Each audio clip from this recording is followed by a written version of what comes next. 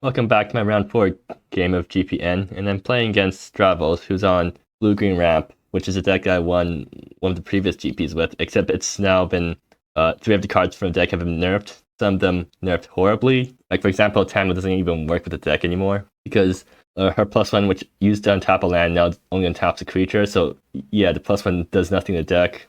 I mean, and then my 2 also got nerfed a bit. And then Log of Recluse is 1 to 2 mana, so you can't drop it turn 1 and ramp yourself turn 1. Anyways, this is a really good hand, so keep this. And Chart the Vast, 6 mana, also gets 1 less card. But like, they managed to make it 3-0 this GP so far, so clearly the deck still has legs. Like, clearly the core of the deck is still super powerful even after the nerfs. Or even with the useless cards, because I don't think Dravos really checked what the cards did, or checked the changelog before they picked up this deck. So they're thinking about what to keep, or whether to keep or not. Anyways, looking at my hand, this is like the perfect hand for this deck. You have Founding Hero, you have Enchantment, you have Travail's Lance, and they have Mulligan. What in their deck stops me? So they can't drop Log of Recluse turn 1 anymore to chump or to brickwall my guy for a turn. Yeah, ready to start. So they start with the Forest. They have a Primal Resurgence? They do. Alright, so they got the ideal turn 1. Now that Log of Recluse is 2 mana, they can't drop Logger turn 1, so that's half the number of turn 1 plays that they have access to after the nerfs. Anyways, Founding Hero turn 1, pretty obvious play. Let's see, do they have a 3-drop? If they play Pale Scatter, it's going to be a 4-4, I think, which means a Lance that Founding Hero still kills it with the first strike part. They're thinking. They probably have a choice of 3 drops to play. They're deciding between Recall Forgotten Aeons or Pale Scatter. I mean, I say that probably. Well, you know, they have a not a very good curve, and they're thinking about what to do.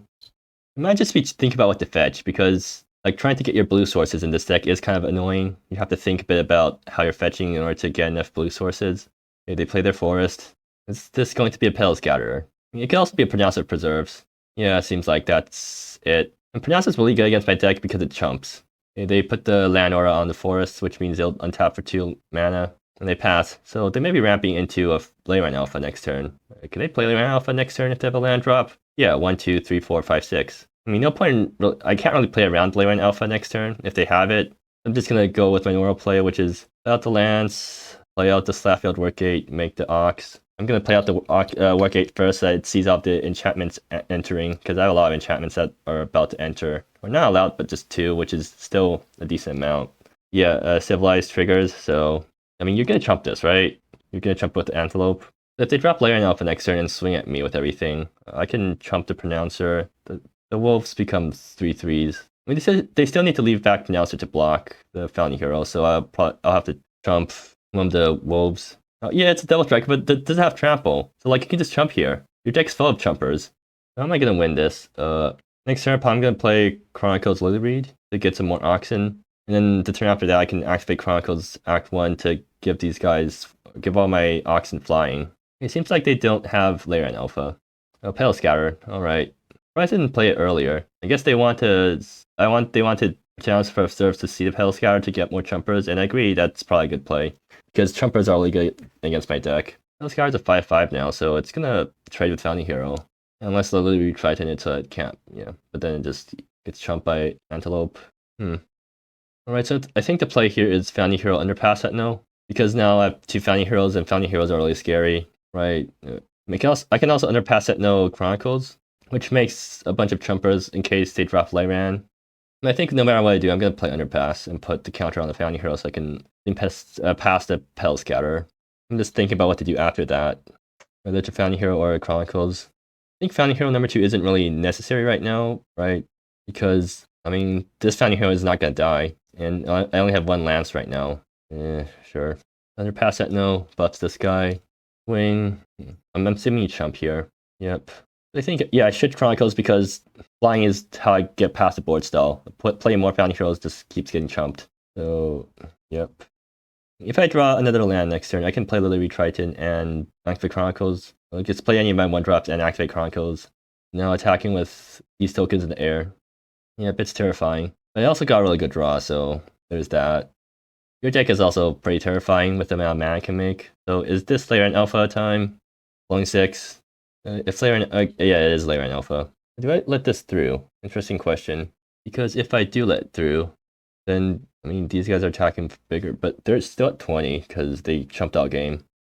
And raced them. Okay, they're attacking with Pale Scour too, which I'm probably gonna have to let through. Yeah, the question is, can I race them? After Pronouncer goes down, Lily Triton will basically give Founding Hero unblockable, and that kills in 2 swings.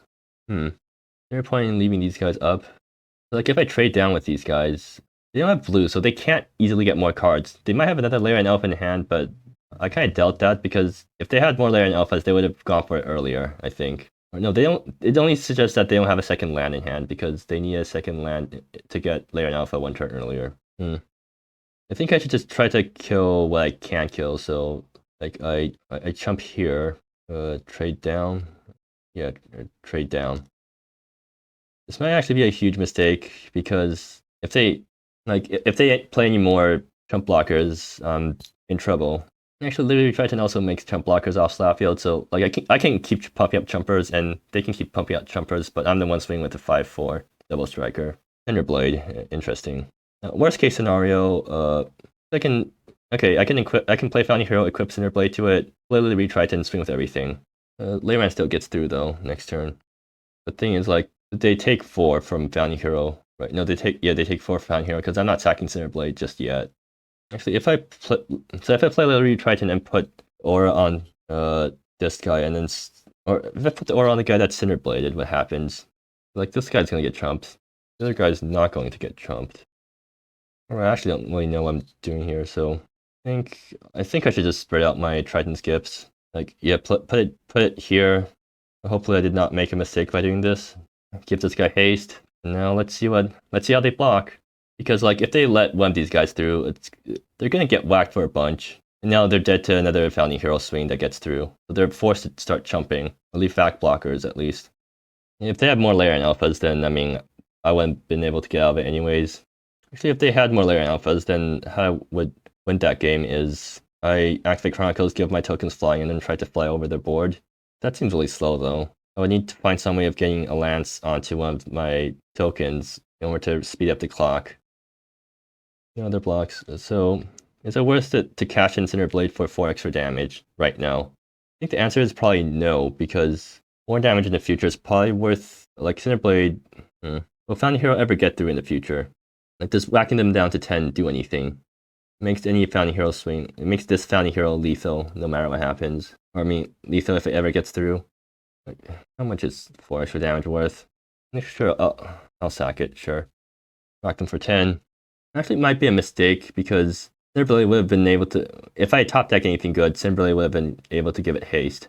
Like, if I top deck Downhill... Well, if I top deck Downhill, I'm going to adventure and play the Lance, because that's way better. GG, it is over already. They can still chump me for a bit, right? It was a bit premature, because I still needed to top deck decently well in order to get past their chumpers. And their deck can top deck really well, like if they draw another Layer in Alpha or something. Maybe they're just tilted because they didn't get any blue for the entire game.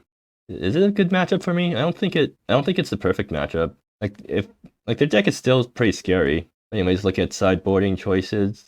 Mercantile Chords doesn't work because they have a wide enough range of costs. Highline doesn't actually hit anything important. I mean, it hits tokens, but you don't really want to hit tokens with this thing. Anointed Cursebreaker does not hit anything. I mean, it hits Primal Resurgence. Oh, it hits their ramp pieces. Yeah, I'll bring it in. Actually, no, Thailand also hits their ramp pieces, or ramp enchantments. I mean, Ring of Souls is definitely coming in. What do I go down on? Shifang Hu, it's decent, but I don't...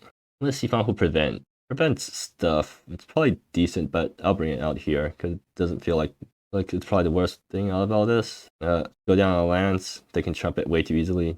And since I boarded in a bunch of 2-drops, I mean, I also boarded out some 2-drops. Actually, I'm at the right count. I want to bring in Thailand anyways, just to get rid of their enchantments. I feel like Anointed Cursebreaker is probably better for that role. Like, how much enchantment hate do I want? Actually, no, I can probably afford to do all. I'll do this. Coralight Champion or something. Actually, Underpass kind of bad because it doesn't protect any. Like, there's nothing to protect against. Coralight's probably better just to attack past their guides. I think I'll bring another Thailand. And yeah, let's go. Let's do this. Okay, yeah, that works. So Founding Hero turn 1. How do I keep getting these turn 1 Founding Heroes? And we have Souls, so they can't block anymore. And enchantments and artifacts. Wow, I can't think of a better hand. The only thing that really stops them on their end, or stops me on their end, is Car. I mean, if they Car and It's kind of the killing creatures though. I mean, they can cover my lands or something, or my auras, my artifacts to turn off Founding Hero. I mean, their answer to me is just play a bunch of Leyline alphas. Like that's the answer. That's that deck's answer to everything. Just ramp up and then play a bunch of 6-drops. Okay, Crumbling Shrine. So and they get a land off that. Not bad. More Lumen Bades. Okay, sure. So the Leylines will actually give me extra mana because they're acting as virtual land drops. Since if I don't have if I have a land if I don't have a land in hand, then I have a land play remaining. So I can just Lumen Bade to pick up a land, or tap the land, Lumen Bade to pick it up, and then replay it untapped to get an extra mana for a turn. Another Crumbling Shrine. And picking up a land. I think that's probably what they want, because Crumbling Shrines, they cost too much to chump. Alright, so they have nothing, which means it's time to punish them really hard for not having anything. So what, Slapfield, Lily Reed? Yeah, it seems like that's the best answer. That's the best line. So Slapfield, Work Gate, Lumen Bade to pick up the land, and then Lily Triton, Triton's Gift, get the Ox, start swinging with Double Striking, Founding Heroes. And unless they have an answer to this thing, they're gonna die really quickly. And I don't think their deck has an easy answer to this thing. Well, no, their answer is just to drop a bunch of Pronouncer Preserves. But my answer is Ring of Souls. Did they get a slow hand? Did they have to Pel Scatter on turn 3? Bessie's Brute. Okay, yeah, that also works. I mean, they spent 3 mana to kill my thing, but like at least they're not dead yet. I mean, 3 mana, deal 3 in green. That's not the worst thing in the world. Unfortunately, I have Chronicles of the Kitsune with Slapfield Work Gate, so I'm just gonna make a bunch of tokens and then anthem them, and then that's gonna win the game. But at least they tried. Let's see, Alan. Would have been good if there's actually anything to hit. So like, would have been good if they actually got a good hand. Anyways, so 3 mana this turn, what do I do? Chronicles, and then nothing else, because I actually don't have anything to do with 3 mana. Yeah, my 3 mana is going to come from Lumen Bade, picking up the land, so, yeah. At least you get, so yeah, at least my opponent gets a slow turn. Or actually, I can Verdict here. Like, Verdict hit nothing. It still pushes more damage than Chronicles, and if I top deck another land next turn, I can Chronicles, activate, and then that pushes even more damage. I'm sure I'll go with that line. It's up to 1 target creature, right? Yeah. So yeah, time for my Kels to start attacking. It's only, okay, right, it's 4. I mean, how much does Car cost right now? That's -8. So Car is 2 mana right now, right? Yeah. If they have Car and they Car minus and flip something good, then that's a way to get back into the game. Like they play Car minus on a Verdict to stem the bleeding a bit. Not a bit, it stems the bleeding a lot because that's -4 damage from my board. It seems like it's not going to be Car. It's going to be Petal Scatter, which doesn't help them very much right now. They put the Blossom on the Forest, but they don't have any other plays this turn, I guess. Yeah, that's unfortunate for them. Talon doesn't hit Petal Scatter, unfortunately. Did I top deck a land? No, but I top deck Verdict Council, so yeah, that's a very good top deck. Anyways, that thing's gone, and my guys are getting buffed again. And in fact, I even make one more. Oops, that was not intentional. Oh, what? Excuse me? Why is this real? Okay, right. I mean, that's a lot of Oxen, and that whacks them from 8, right? Actually, no, it whacked them down to 1. Yeah, so they got not a great draw this game, and I got a very good draw in both of my games. So I can't really blame them for losing here. Maybe they have Lyran Alpha. They still died to Shifting Glade. Yeah, they probably needed a faster hand that game. Anyways, so that's all my Swiss games in my GP. Did I go 4-0? Nice. And I'll be seeing you in the top 8.